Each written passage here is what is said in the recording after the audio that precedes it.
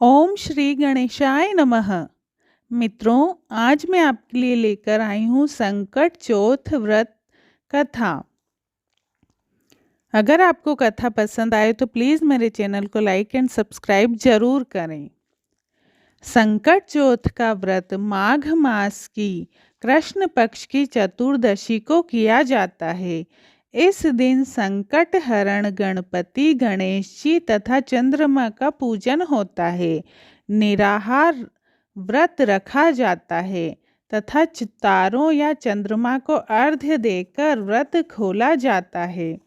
पूजा विधि विधान: सुबह पहले सिर धोकर नहाएं, मेहंदी लगाएं और सफ़ेद तिल और गुड़ का तिलकुट बनाएं। एक पट्टे पर जल का लोटा, चावल, रोली, एक कटोरी में तिलकुट और रुपये रखकर जल के लोटे पर सातिया कर 13 टिक्की करें और चौथ की कहानी सुने। तब थोड़ा सा तिलकुट ले लें। कहानी सुनने के बाद एक कटोरी में तिलकुट और रुपये रखकर हाथ फेरकर सासू जी के पैर छूकर दे दें। जल का लोटा और हाथ के तिल उठाकर रख दें। शाम को चांद को अर्घ्य देकर भोजन करें। इच्छानुसार रुपये और तिलकुट जो मिश्रानी कहानी कहे उसे दे दें। जब खाना खाएं तिलकुट जरूर खाएं। कथा इस प्रकार है। एक देवरानी जेठानी थी। जेठानी बहुत गरीब थी। देवरानी के घर उसका सारा कार्य करने जाती थी। वहाँ से उसे एक सेर जो रोज मिलते थे उससे अपना गुजारा चलाती थी। एक दिन संकट चौथ पड़ी। जेठानी ने उस दिन देवरानी के घर न जाकर अपने घर में साग बथुआ की पूड़ियाँ बनाकर कहानी सुनी और व्रत किया। जब उसके पति लौटकर आए और उन्होंने भोजन में जब साग बथुआ की पूड़ियाँ देखी तो गुस्सा होकर अपनी घरवाली को पीटा। वह बेचारी पीटकर एक कोने में जाकर लेट गई। आधी रात समुद्र के किनारे से हीरे मोती चुनकर सकट गुसाई चले। आखिर जेठानी के घर के किवाड़ खटखटाए।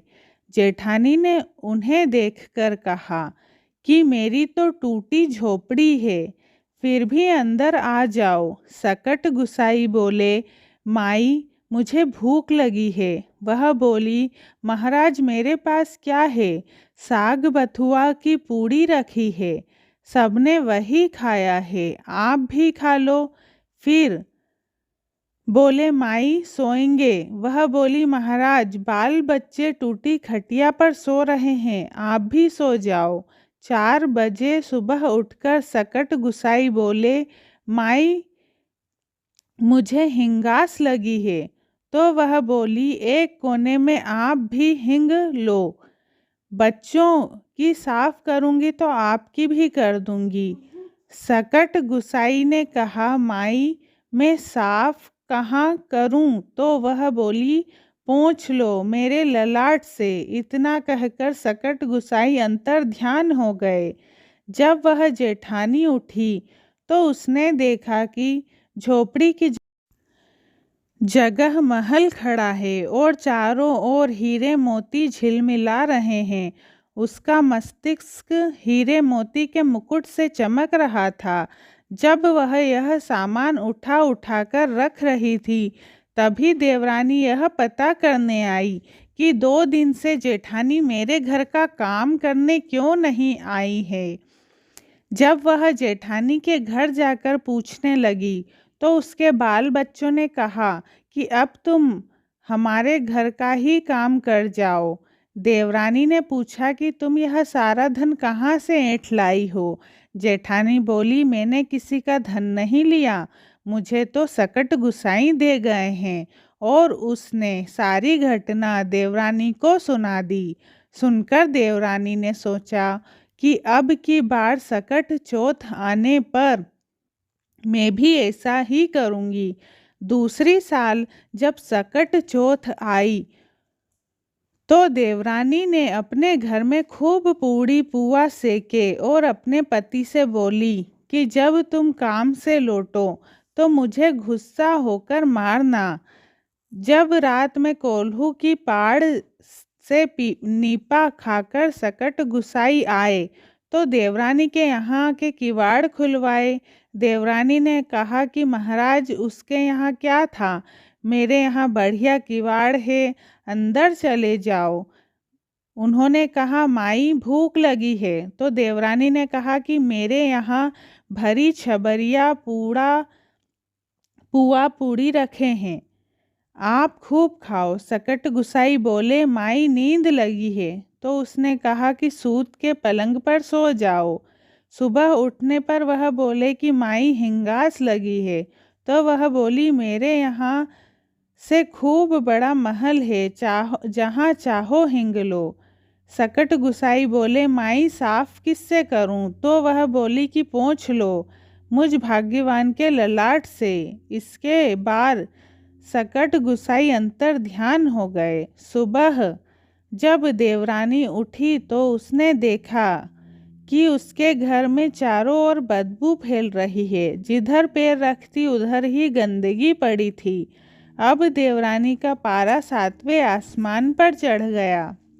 वह जेठानी के पास पहुंची और बोली कि तुम कहती हो कि तुम्हें सकट गुसाई दे गए, लेकिन मेरे यहाँ तो कुछ नहीं दे गए, तुम जरूर किसी को ठग कर लाई हो। जेठानी बोली बहन मैं किसी को ठग कर नहीं लाई, मुझे सकट गुसाई ने ही दिया है। फर्क इतना है कि मैंने अभाव में रहकर निस्वार्थ भाव से उनकी सेवा की और तुमने धन धान्य से संपन्न होने पर भी अभिमान में भरकर लालच के वश में होकर उनकी सेवा की। इस तरह सकट गुसाई ने मेरी सुनी है, वह सब किसी की सुनते हैं। उजमन, अगर आपका इसी साल में बेटा हो या बेटे का विवाह हो तो चौथ माई का उजमन होता है।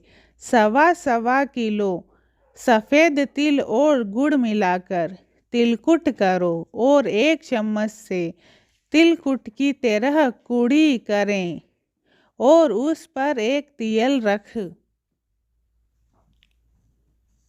इच्छा अनुसार रुपये रखकर हाथ फेर कर रोली चावल मिसें। बाद में सासू जी के पैर छूकर दे दें। चौथ माई की कहानी सुने और सिर्फ चौथ का उजमन करें तो एक थाली में 13 जगह 4 हलवा रखें और एक तियल रुपये उस पर रख कर सास को पैर छूकर दे दें। 13 ब्राह्मणी जिमाओ, उन्हें एक कूढ़ा हलवा पूरी दे दें, टिक्का लगाकर दक्षिणा दें। इस प्रकार सकट चौथ व्रत की कथा पूरी हुई। आपको पसंद आए तो प्लीज़ मेरे चैनल को लाइक एंड सब्सक्राइब जरूर करें। धन्यवाद। राधे राधे।